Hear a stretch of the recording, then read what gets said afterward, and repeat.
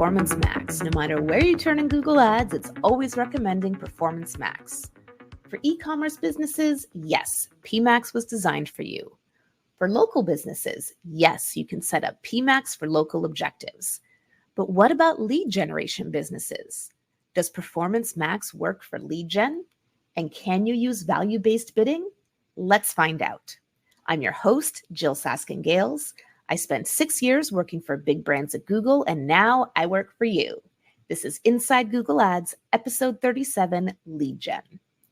Our first question comes from Dell on TikTok, and they ask, do you recommend it for lead gen business? And this was in response to a video about Performance Max. Short answer, I do not recommend Performance Max for lead gen business. Let's get the answer with a little more context now. Whether Performance Max works well for your business has more to do with you than with PMax. In order for it to work, I found that you need 4 key things. Excellent first-party audience data, which will inform your bidding and targeting. Compelling ad creative, which you can refresh regularly. Sufficient budget and patience to let the system learn. And full funnel conversion tracking. Too many lead gen businesses I see do not have number 4. Full funnel conversion tracking. So Performance Max doesn't work well because it can drive leads, but it has no visibility into the quality of those leads. And you can end up with a lot of low quality leads as a result. Now, when this happens, people say Performance Max doesn't work for lead gen. And again, it's not that it doesn't work, it's that you're not setting it up for success if you're not giving it the full picture. It's sort of like plopping someone at the beginning of the race, not telling them where the finish line is and saying, go. Like, yeah, they can run as fast as they can, but if they don't know where they're supposed to go, they're not going to be able to get there. And then if they manage to find the finish line 3 hours later, you're like, oh, that was so slow. Well, no, you just didn't set them up for success. Remember, machine learning isn't actually smart. It just takes a lot of data, and from those data determines what to do next. So if you don't give it the data it needs from that full funnel conversion tracking, letting it know which leads end up as customers and which do not, then it's not going to be able to learn, and it's not going to be able to drive good results for you. If you have enhanced conversions and offline conversion tracking implemented, and you've tested value-based bidding for lead gen or want to, have that PMax for lead gen. If not, get your foundation in order first, really whether or not you're planning to use PMax. Inside Google Ads is exclusively sponsored by Optimizer, one of the leading automation PPC management suites to help you run your Google, Microsoft, Amazon, and paid social ads. Thanks to Optimizer, I can continue to bring you this podcast for free every week, so we can continue to answer your burning Google Ads questions. In preparation for the holiday season, Optimizer is sharing new data to help you achieve the best results from your ads. For example, Optimizer found that higher ad strength is not correlated with better performance, just like I told you in episode 11. But higher optimization score is correlated with better performance. Really? Maybe you should take a look at those after all? You can learn more insights like this on the Optimizer blog at optimizer.com/blog. That's Optimizer, optmyzr.com/blog. Our second question comes from AdWords Noor on Instagram, and they ask, can I use ROAS for a leads campaign? My campaign has enough data and conversion. Yes, you can. Google calls this value-based bidding, or VBB. Gotta love those acronyms. The way it works is you assign different values to your leads.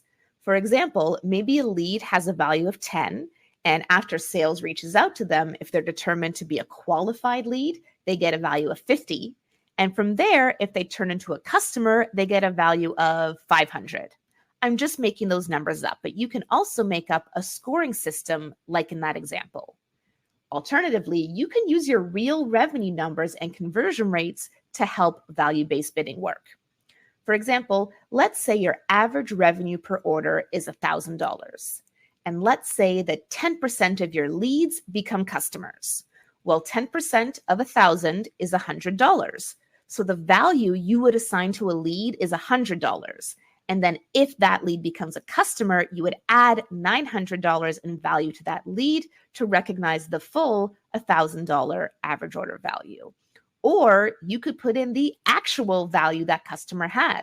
Maybe some customers are worth 500 and some are worth 5,000, right? And it just averages out to 1,000. So to start, if someone becomes a lead, you give all leads a value of $100. And if they become a customer, you feed the actual value of that customer to that lead. Practically, how do we do that? This is done by connecting your CRM system to Google Ads so that you can send those values back and forth. This is what we call offline conversion tracking. Once you have values for leads, whether actual values or scoring system values, you can use maximize conversion value or target ROAS bidding. And they will look not only at did they become a lead or not, but which leads bring more value to the business and which bring less value. Then your bid strategy will work to optimize for the total value rather than just total conversions. Google's guidance says you need at least 15 conversions in 30 days to use value-based bidding. I disagree. While it's possible to work at that lower level, I have seen it happen, you'll usually need at least 30 and 30 conversions in 30 days. And it will work better with at least 90 conversions in 30 days, or an average of about 3 conversions a day. It's more data for the system to process because it's not just the binary conversion, no conversion, but all that extra data in there about what influences that higher conversion value. Google's ads liaison, Ginny Marvin, did a great short video series on value-based bidding. So I'll link that in the description of this episode if you want to check it out too for more information. Do you want to set up a Performance Max campaign for lead gen, but you're not sure how? All the tutorials out there are focused on things like feeds or local actions. Performance Max for Lead Gen is one of more than 100 tutorials in my course Inside Google Ads. You can learn more at learn.jyll.ca, that's JYLL.ca, or follow the link in the episode description for Inside Google Ads, the course. Our next question comes from Papa Rappa on YouTube, and they ask how to get lead form submitted details.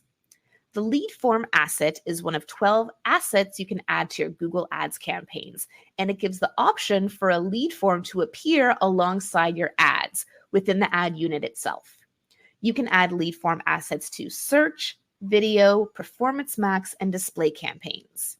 To get the details that people submit into those lead forms, you can either have them automatically sent to your CRM with a tool like Zapier, or you can use the Google Ads API. This is great if you want to respond to those leads right away automatically. Or you can download a CSV, a spreadsheet, from the Google Ads interface to get that lead information. To find them in the interface, go to Assets, select Lead Form, and then you'll see a CSV option. If you want more tips on Google Ads for Lead Gen, be sure to check out episode 6 of this podcast, where we discussed how to prevent spam leads and improve lead quality. And if you want to try Performance Max for your lead gen business, please implement full funnel conversion tracking first. All right, today's Insider Challenge is this. You've been running search campaigns, display, demand gen, video for a lead gen client, and the results are good. You don't have full funnel conversion tracking implemented. So all Google Ads is seeing is were they a lead or not. There's no data in Google Ads about the quality, but results have been mostly good. Best with search, displays the worst, and then demand gen video like kind of in pretty low volume, kind of in the middle, low volume. Your client wants you to test Performance Max. They, attended some webinar from Google and heard that it's the next greatest thing. And so they say to you, why aren't we running Performance Max? Let's run Performance Max. So what do? Do you launch a Performance Max campaign? Do you not?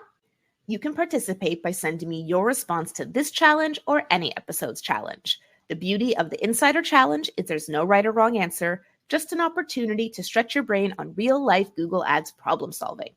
Shoot me an email at thegooglepro@jyll.ca, that's JYLL.ca, or send me a voice note in my Instagram DMs. I'm the_Google_pro on Instagram. Last episode's challenge was this. How many headlines do you typically like to include in a responsive search ad? You can have up to 15, and you must have at least 3. What's your sweet spot? Now, I used to be in the use all available spots camp, but I changed my mind this year based on results I was seeing. You see, the more assets you include in the RSA, the longer it will take to learn since there are so many more combinations of headlines and descriptions to be tested. Now, my sweet spot is 10. I aim for around 10 headlines in an RSA. What about you? What's your sweet spot?